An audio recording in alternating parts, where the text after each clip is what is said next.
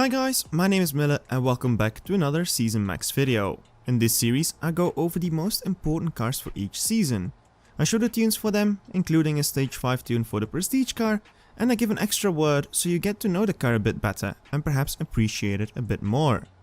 The video will be rather long because I was able to find loads of small details on these cars, and as it's only 2 cars for this season, I had plenty of time to talk about them as well. For this season I will show you guys the tunes for the Continental GT Convertible and the Porsche Carrera 4S Cabriolet. Timestamps can be found down below if you want to skip to specific parts. Before I start I would like to point out 2 things however. First of all, I'm no pro tuner or shifter. If cars have already set record times online, I try to match those and be within 10,000ths of a second, if possible. For new cars I try my hardest to set a benchmark.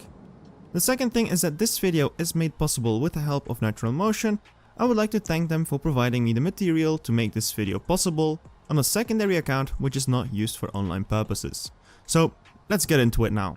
And first we have the milestone car, the Bentley Continental GT Convertible. The convertible version to the, at least among football players, rather popular Continental GT. Some background first, the Continental series started in the 1950s and 60s and had a great legacy ever since, and you guys without a doubt have seen some models already. After those there was some gap that there wasn't really a production, and in the 1980s Continental came back to the market. And then up until 2003 it all got slight facelifts, but then came a complete redesign once Bentley was sold to the Volkswagen Group. The second generation then got started in 2011 with the Speed and the GT3R versions coming out in 2014. Those are the 2 models we already have in game. In 2018 then came a complete new redesigned version of the car, of which we got the coupe in season 53 and now the convertible for this season. In all honesty, I never was a fan of this model since its 2003 redesign. It was just something that was off and not as appealing to me. But the 2018 facelift has completely changed my view on it. It seems to be longer and more elegant, referring to the bricky 80s and 90s style with a rather minimalistic design, screaming luxury. But do not underestimate this car by any means. As shown by the small vent on each side, the Continental GT Convertible is just like its predecessors, powered by a 6-litre W12 cylinder producing 626 brake horsepower. Okay, those are some big boy numbers, but don't forget that this is a 2-ton plus car, so how powerful is it really? Well, its quick shifting 8-speed dual clutch automatic transmission makes that feel effortless, making it go from 0 to 60 in 3.7 seconds with a top speed of 300 km per hour, and all this quite smoothly. I have to say I really thought Bentley was overrated, but seeing those numbers I have to say I'm very impressed. Now more onto the design of the car. It really comes down to luxury with this hand-built, sleek machine with a crazy amount of details everywhere. Did you know that this car has neck heaters built into the seats? I didn't even know that was a thing. And then the armrests on the doors are also heated. Like, what? The interior is also top-notch quality, and that is what Bentley is known for its craftsmanship. The stitches are not always perfectly aligned, mainly because everything is done by hand, giving that extra tailored feeling. But my favorite feature on this car is something we can't see in game sadly. Its 3-way revolving infotainment system. When the car is turned off, for example, it seems like there's nothing there, just wood veneer finishing. When you turn on the engine, it changes into a 12-inch entertainment screen we see in the majority of the cars today, but then there is also a third side showing 3 traditional dials. This is something I wished we could just see in game, but on the other hand, we can't really see in the car while it's driving, so perhaps it's there as well. Another thing I wished we could have seen would be the closing of the soft top, which can be done in 19 seconds. I hope when this car returns as a prestige car that there are various rooftop colors available, as that would be a nice detail when driving in the rain or in the snow. Now back to the game and its performance. Sadly I do think that this is the slowest 5-star tier 5 car, which also has a pretty hard shift pattern.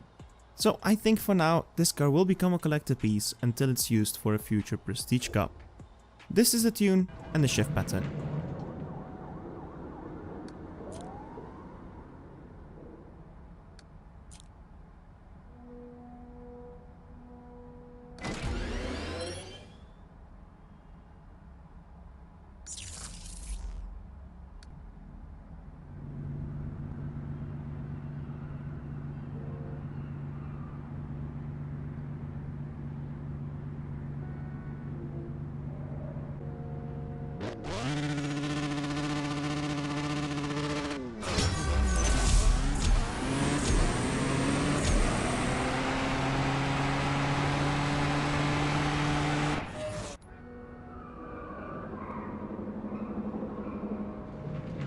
Onto the prestige car. This is actually a competitor to the Bentley on paper, but as they're both convertibles, what matters the most obviously is how fast can we get the roof up when it starts to rain.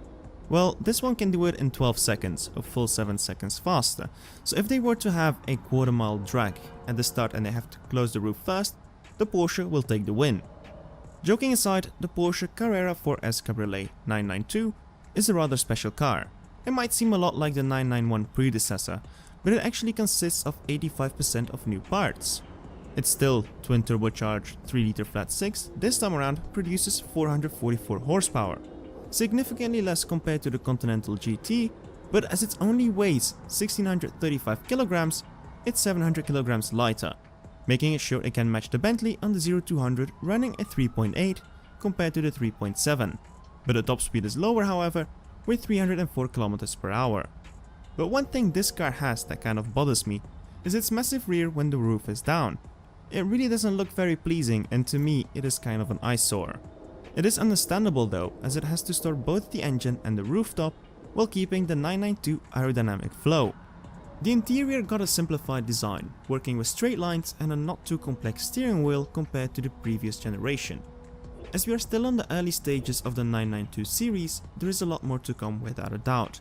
But there is one model in specific I'm waiting for, and that is a Targa. And I really hope it comes to the game, as I've always had a love for Targa models which rock the bar or the hoop or whatever you call it. Just imagine this roof operation coming to the game if it were to be carried over to the 992 generation. If I were to talk about what I like the most on this car, well, there are 4 features. First, a small one which I don't think many will know, that is a drive mode dial. This one can be found attached to the steering wheel in a rather awkward way, which I kind of like. And second, the 5 traditional gauges, which are displayed in line next to each other without overlapping, giving me the vintage Porsche vibes like on the 993 RWB. On these 5 however, the speedometer in the middle is the only one still being analog, the other ones are digital, but they still have that nice silver ring around them. And third then is something on the exterior being the long backlight, making it recognizable, simplistic and a bit futuristic. But my favorite accent is the chrono that can be found in the middle of the dashboard, indicating this car could be rocking the Sport Chrono package, which is slightly faster. As for in-game performance, it is the second fastest free-to-get Tier 4 car with a 10.230 record.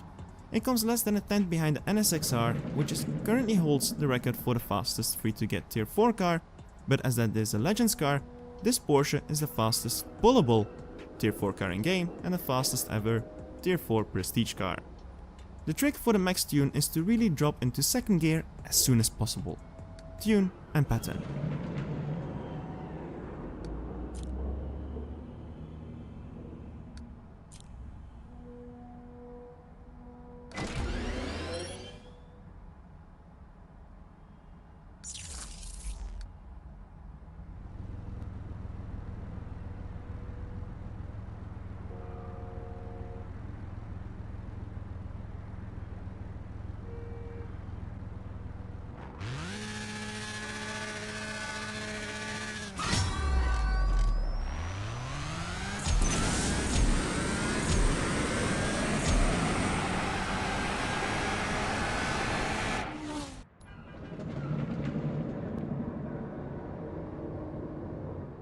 For the stage 5 tune, I decided to use my main account running the milestone spec which I won on season 73, and I was honestly a bit disappointed with his performance on stage 5. It is a full 2.1 seconds slower without any stage 6 parts, so for the Prestige Cup I will expect that you will need some extra stage 6 parts to be able to complete it. I expect a final time of roughly 11.5 to 11.7, while my best run with this was a 12.3. So lots of parts will be required. I think 2 or 3 should be enough. Tune and pattern.